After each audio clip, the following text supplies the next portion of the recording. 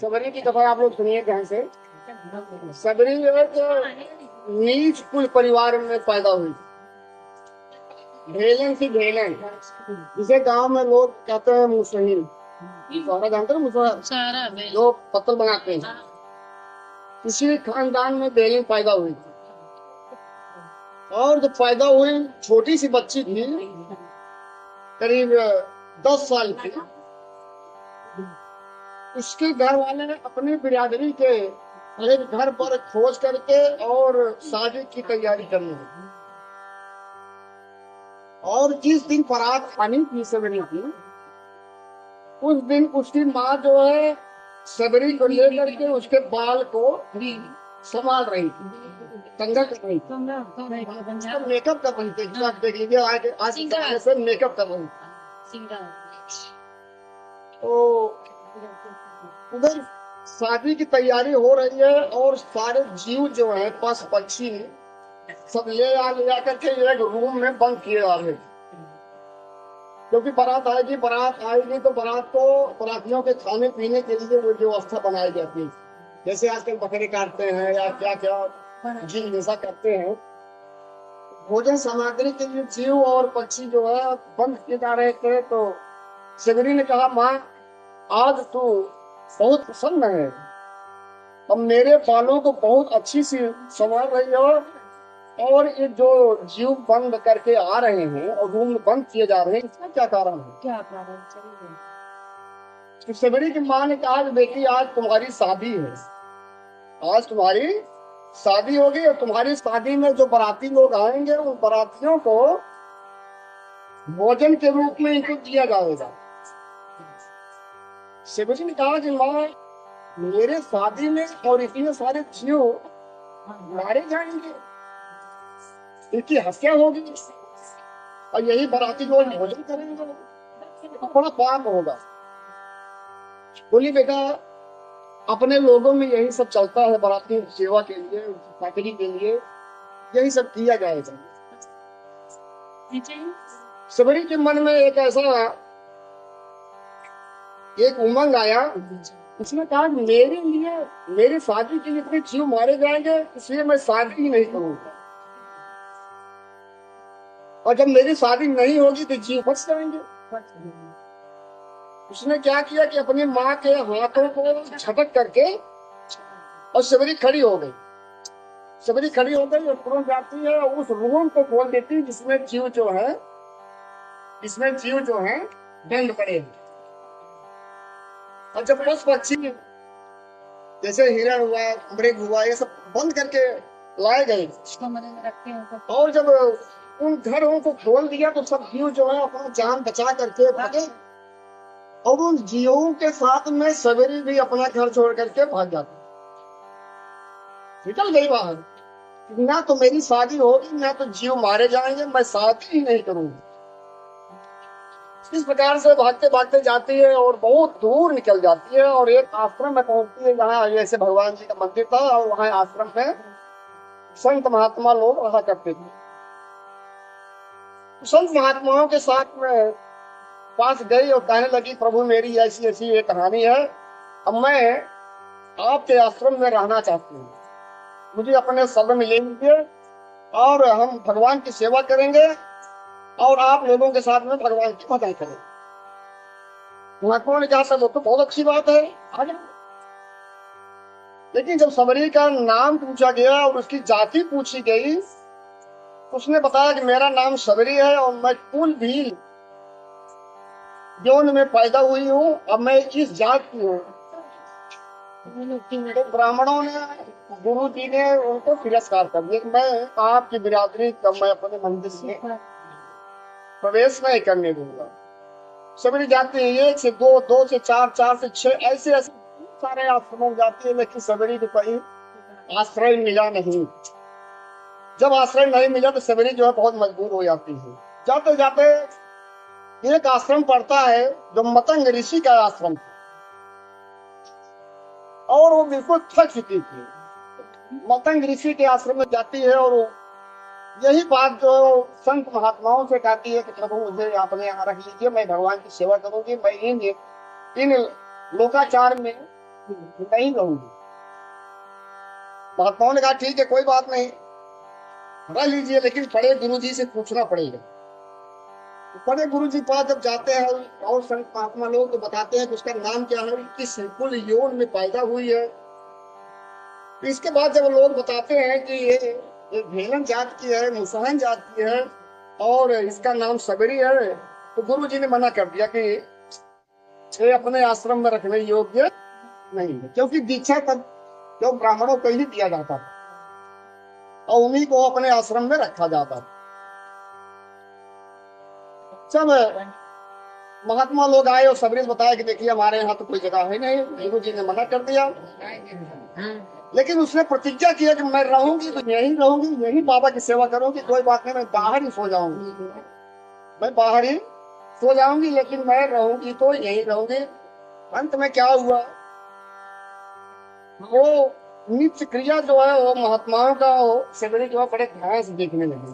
ये महात्मा लोग क्या करते हैं मंदिर में, इसमें जो साधु संत थे वो सुबह क्या करते थे, सुबह उठते थे, जो नित्य क्रिया आप लोग कर रहे हो, मंदिर की सेवा, मंदिर की साफ सफाई, मंदिर में जंगलों से लकड़ी तोड़ के ले आना, फुलवाड़ी से फूल ले आना, समझ मेरी बात, जलाशय से जल ले आना, पहले तो तालाब से कुएं से जो जल आता था वहां से जल ले आना, सारी व्यवस्था जो है उसी हिसाब से जिस प्रकार से महात्मा लोग करते थे वही वो चीज स्वयं देख रही है। और जब महात्मा लोग शाम को खाना पीना खा करके और जब लेट गए, सो गए, सबरी ने कहा कि आज से ये सेवा मैं करूंगी। और सबरी उठती है, देखती है कि अब मंदिर आश्रम में सब सो रहे हैं, वो जाती थी, पूरी मंदिर की सफाई धुलाई एकदम चकाचक,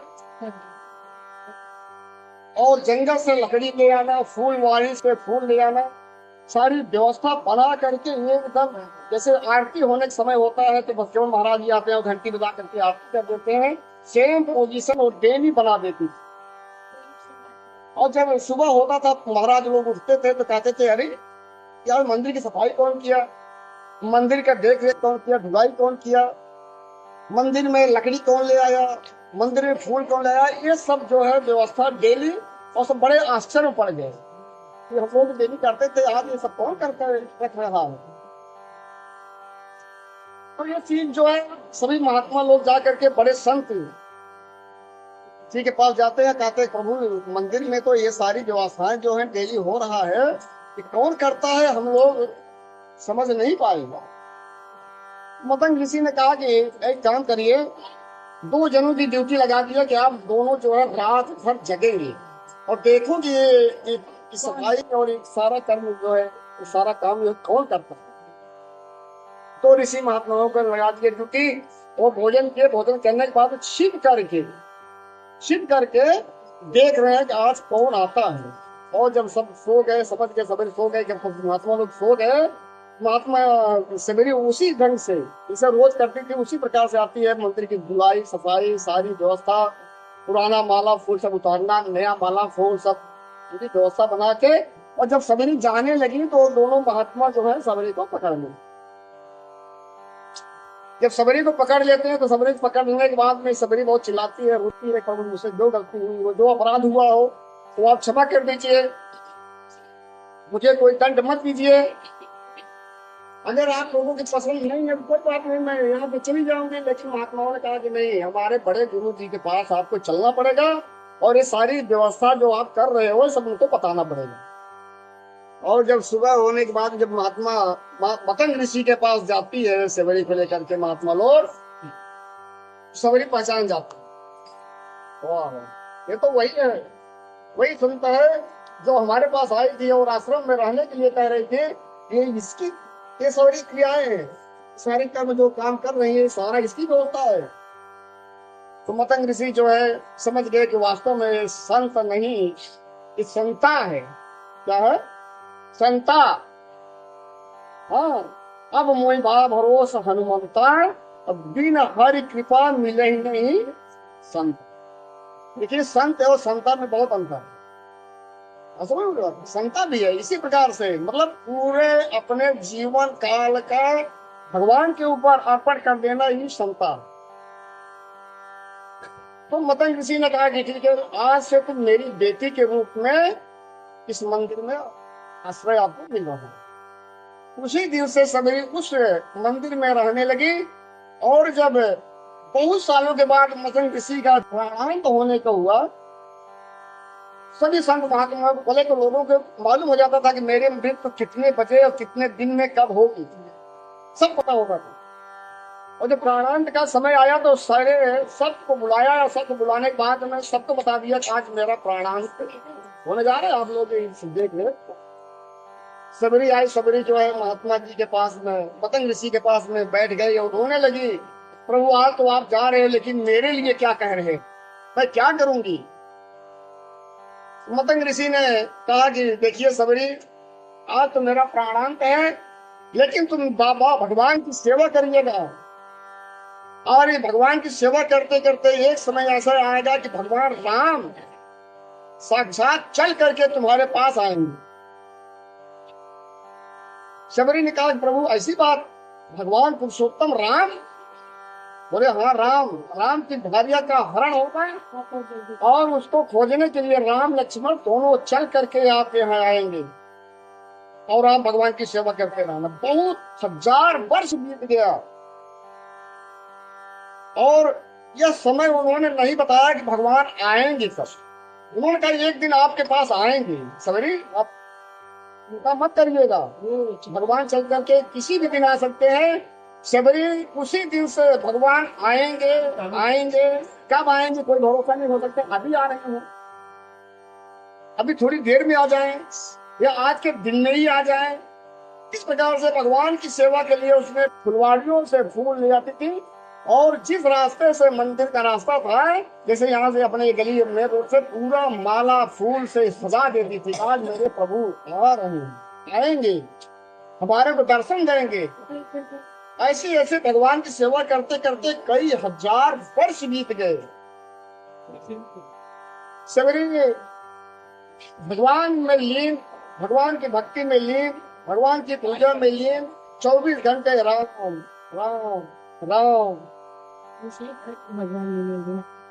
तो एक समय, जिस समय सीता जी का हरण हुआ और सीता जी को खोजने के लिए भगवान चले, तो भगवान सीधा जाकर के मतंग ऋषि के आश्रम में पहुंचते हैं, वही जहाँ सबरी भगवान की छोड़ा लगाती थी, भगवान की सेवा की प्रतीक्षा करती थी, भगवान आएंगे। और जब भगवान आ जाते हैं, भगवान को निहारती है सबरी, कहती आप हैं कौन? इतना दिव्य चेहरा जो है, इतना दिव्य दर्शन जो आपका हो रहा है, आप हैं कौन?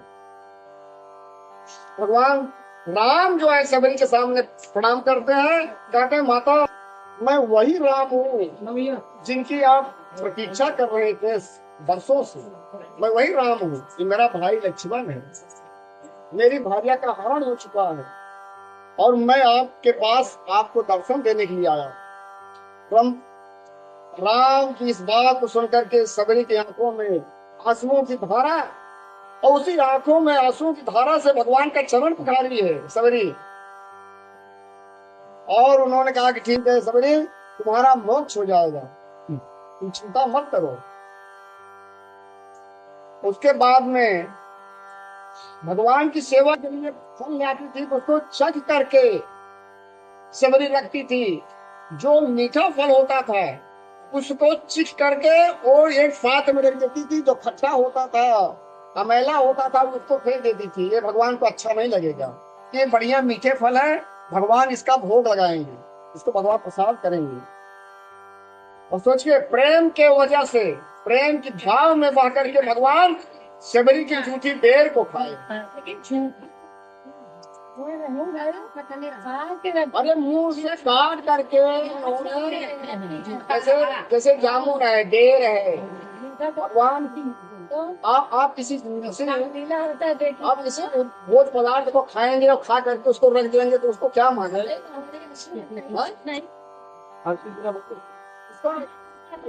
उसको जो है झूठा ही माना जाएगा। लेकिन भगवान जो है छोड़ेंगे सबरी भगवान राम जो है सबरी के जूठे पैर को खाए हैं। दुर्योधन घर मेवा त्यागे हो, साग विदुर घर खाए। जूठा साग भगवान खाएंगे। तो प्रेम सौदा कहा हो के जो घर मेवा त्याग सौदा के लाल दुर्योधन घर मेवा त्यागे हो, साग विदुर घर खाए। विदुर विदुर जी जो है वो सिर्फ पांडु के ही, कौरव और पांडु के ही वंशज हैं। बारात आवे सब गाड़ी यहाँ ये सब। अच्छा तो इस प्रकार से भगवान जो है। और जब सुनिए उसके बाद में शबरी से ही पूछते हैं कि हमें किसकिंधा जाना, किसकिंधा मुझे जाना है, किसकिंधा जाने का रास्ता बताइए। तो शबरी जो है किसकिंधा जाने का रास्ता बताती है।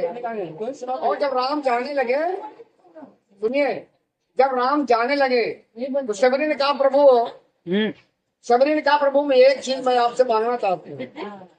मुझे कोई चीज की जरूरत नहीं है, लेकिन अब आप जा रहे हो तो मेरी आंखें जो है आपके अलावा किसी का दृश्य न देखूं, इसलिए आज ही मेरी आंख जो है वो बंद हो जानी चाहिए। सीधे बोले कि आप देखने के बाद मैं किसी अन्य का दर्शन न करूं, ऐसे प्रभु मुझे कर दीजिए। भगवान जो है साक्षात शरीर सहित सबरे जो है परम धाम को जाते हैं। कैसा बोले पुरुषोत्तम भगवान।